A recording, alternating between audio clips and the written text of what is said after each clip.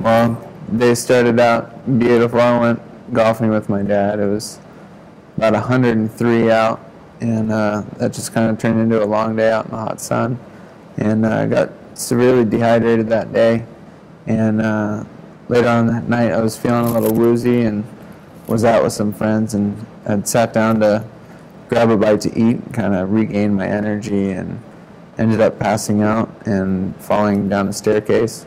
And at that time, suffered a spinal cord injury.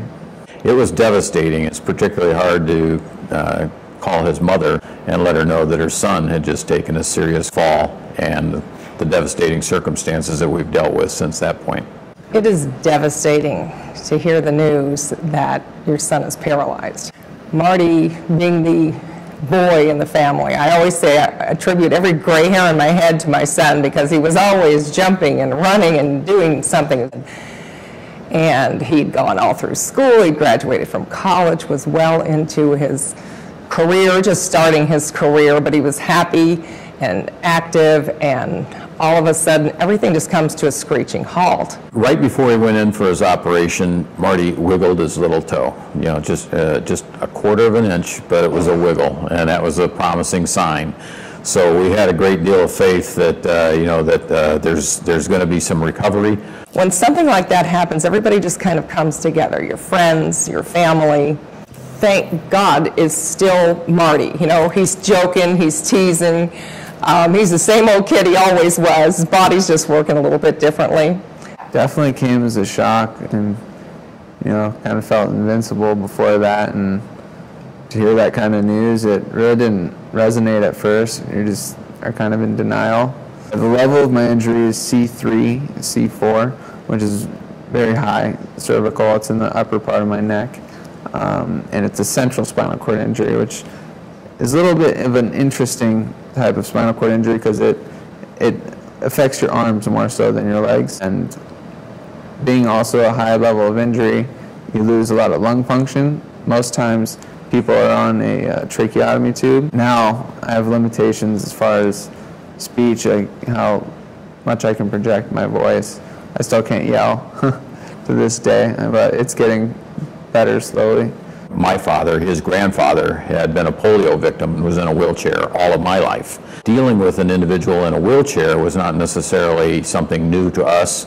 Marty was experienced with it as well, but not having the use of your arms is a totally different situation. Being a quadriplegic versus a paraplegic is a totally different circumstance. It's kind of amazing because as shocked as we all were, Marty, I knew, was severely affected by this, but he really kept all of us together because his attitude was great. There really isn't any direction. That's the one thing you'll notice once you're in the hospital as far as where to go next or what to do. There's no direction, and if it weren't for support groups or people reaching out, you wouldn't have any idea where to go. Marty goes to Goodwill. He's probably stiff in the mornings. He's always stiff and restless. And you go to the gym, and there's other people like you there. From day one, they take an interest in your story and, where my body's at and what we can do to work on it. They get very creative with their therapies. Just this past week, I was actually on a treadmill skateboarding again for the first time since I got hurt. We've met some wonderful people, and we hear their stories. You're not the only one in that boat, and everybody's there working so hard to be healthy. There's significant improvement because at first I couldn't feel or move anything from shoulders down. Going and working out with other people who are joking around with you, they have the same struggles that you do, but you are not looked upon as handicapped in the gym. You're just like everybody else. You're there to work out. What we found ourselves when we found Goodwill Fitness Center was a lot of people in the same boat.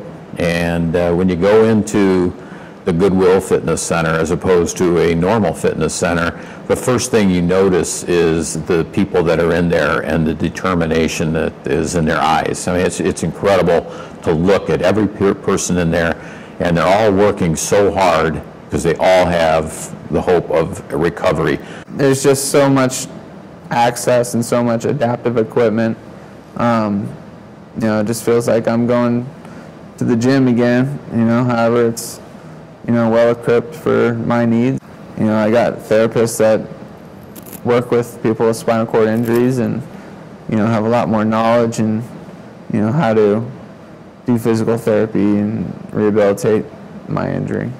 My body, I have a lot of sensation at this point, so I get very restless and real uncomfortable, so I have a constant need to be active, and the gym's great for that, so I go as much as I can. It really is a different sense of family, and an injury such as this brings families together. I've been so impressed as we progress through the physical therapy, how in tune the therapists are with every new little muscle that is working for Marty, every new little ability he has. Change the therapy direction so that you can build upon that. Just Marty getting up on a skateboard, you know, just seeing him on there would bring tears to your eyes. I'm just kind of trying to stay patient, you know, listen to my body, try and get back to work if I can, but recovery's got to be the #1 priority. You know, there's a lot of great things going on in medicine right now. We kind of gain strength from one another, encouraging one another and trying to have faith together and just keep hope. You have to keep hope. I mean, you got to stay positive, which with circumstances like these, it's very hard to do, but you get good people around you and crazy things happen.